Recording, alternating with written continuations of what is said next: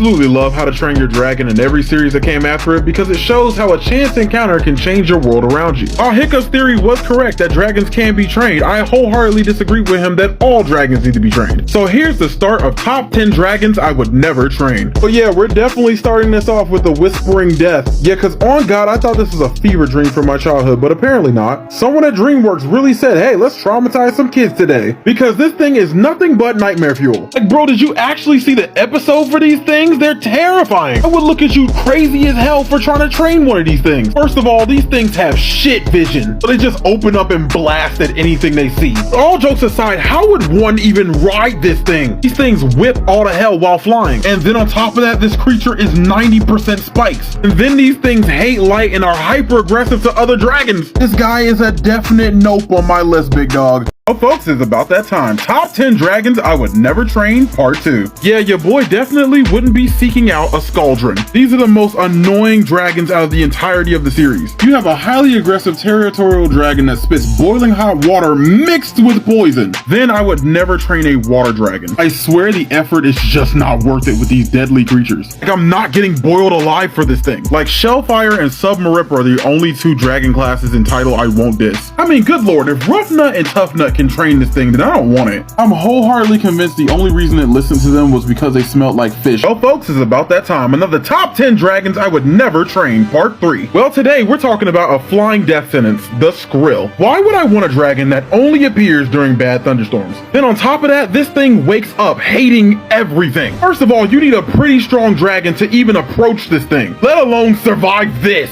Only the extremely stupid would try and control the power of a Skrill. Like, this dragon is so powerful, it can solo an entire squad of dragon riders. The only thing that can match its lightning blast was Toothless Plasma Blast, and even that didn't shake him. These things control and ride lightning and won't stop until you're dead. This creature is one of the few that can actually make Night Furies look weak. Did I forget to mention that these dragons are really intelligent? Because the moment when Toothless went into that cave, this man decided, yep, you're dead. The Skrill made sure he blocked every single exit, and then he made sure he couldn't fly out through the top. Then the Skrill drove everybody away so they couldn't help them. This dragon is a nope on wheels. Never would I ever. Well, folks, it's about that time. Top 10 dragons I would never train, part 4. Today we're talking about a vicious group called the Speed Stingers. Yeah, I will never hunt a dragon that can move this fast. Not to mention, a drop of their poison can leave you paralyzed. You will be stone cold out before you hit the ground. How horrifying is it to get stung by one of these and then stuck as a perpetual statue, completely conscious? Every single muscle in your body completely frozen, and it only takes one drop and it's in a blink of an eye. Not to mention the fact that these dragons are only nocturnal. Plus they have an alpha and they're quite useless without this guy. Then on top of that, talk about the most malicious dragon with only evil intent. Because they're completely conscious of their actions and know exactly how to coordinate attacks. Crazy how a dragon that can move lightning fast can also command other dragons. They also move so fast they can tag people midair and you can barely see it coming. God forbid they get the swarm on you, you're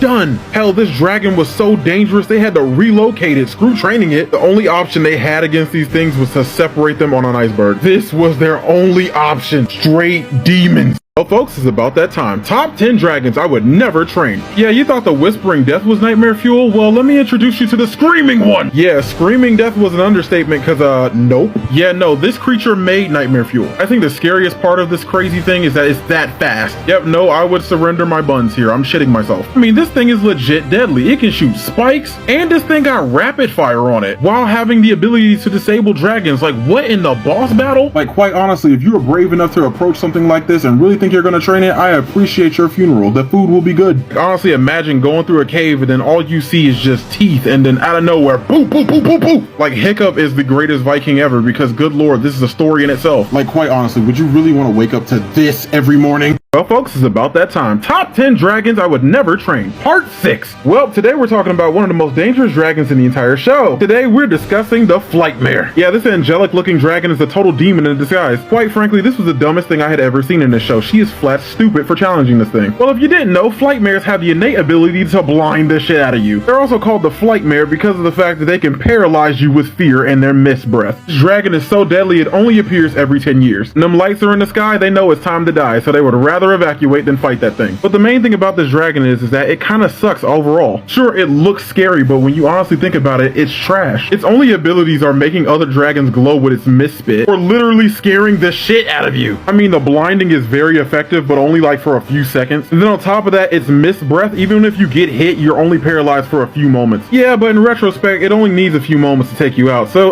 Plus, you are a flying target if you were riding this dragon. Like, bro just got hit with this mist. 4 seconds later, he's good. Folks, it's about that time. Time for another top 10 dragons I would never train. Part 7. Sir, I would never train a Gronkle. Good lord, these dragons are ugly as sin to me. They're like one of those dogs that you call ugly cute. Like, bro, when you look up some of the illustrations for Gronkles, they look like demons. But when you see them in the show, they look like warthogs mixed with a bat mixed with your mama's gravy meatballs. Like, sure, it's loyal, but I see this thing as like more of a dog than an actual dragon. Bro, there should never be a time where my enemy could possibly jack up my dragon by its tooth and then just toss his ass. On top of that, these dragons are stupid and lazy. And boy, lazy is an understatement for these dragons. These things are so lazy, they can legit fall asleep on you mid-flight. Like, I'm not trying to be with a dragon that has a touch of narcolepsy. Then on top of that, I think the Gronkle's greatest accomplishment as a whole was ganging up on the Screaming Death. But that's legit the only props I'm giving these garbage pail kids. Yeah, Gronkle is a no for me, big dog. Folks, it's about that time. Time for another top 10 dragons I would never train. Part 8. Yeah, a dragon that I would never train would be the Horrifying Red Death. First of all, it takes an army of dragons just to feed this thing. And even with all this food being dropped in its hole all day, this thing is still hungry for whole dragons. Even though this thing is considered the Dragon Queen, high-key not even the biggest dragon. Long neck ass, always eating shit. This is straight up an endgame type dragon, because I don't think you can give this thing anything it doesn't already have. Attempting to even get near this thing is just straight up dumb to me. I'll let you know right now, the power of friendship is not overcoming these dragons' fear of this creature. Their dragons should not have even been able to fight against this thing. And it has massive glaring weaknesses all over this thing. Like, honestly, Hiccup was a genius. If you have a dragon that's way faster than this thing, just target its big body. High-key, the only thing that hindered Hiccup in this fight is the fact that Toothless is a cripple. For any dragon that has gas buildup for its attacks is ass to me, because this can happen at any time. RIP this bloated whale of a dragon. Well, folks, it's about that time. Time for another top 10 dragons I would never train. Part 9. Today we're talking about the mysterious death song. Good God, why do so many dragons on the show have death in their name? Yeah, this dragon is quite honestly one of the most annoying ones I've seen out of the series. First of all, the main way to train these things in the first place is that you have to sing to them all the time, and if they don't like your song, they just straight up spit up all over you. Even worse, these spit wads are even harder to get off. On top of that, they're either screeching all day or they're mad hungry. I'm not gonna lie, these things are rather adorable when they're babies. It's a whole different thing when they're an adult. Yeah, adult death songs can rapid fire this spit, and if you're hit, that's game over. You are completely immobilized in this gelatinous sludge. Yeah, you ever witness pure nightmare fuel as it sings to you before it eats you? Yeah, more often than not, when you see this dragon, it's game over. Because these malicious creatures like to sing their songs, and if you don't like them, you die. But the worst part about this dragon is that it has no empathy, not even to its young. And this rapid fire spit makes this real quick. Definitely not a sticky situation you're gonna walk away from.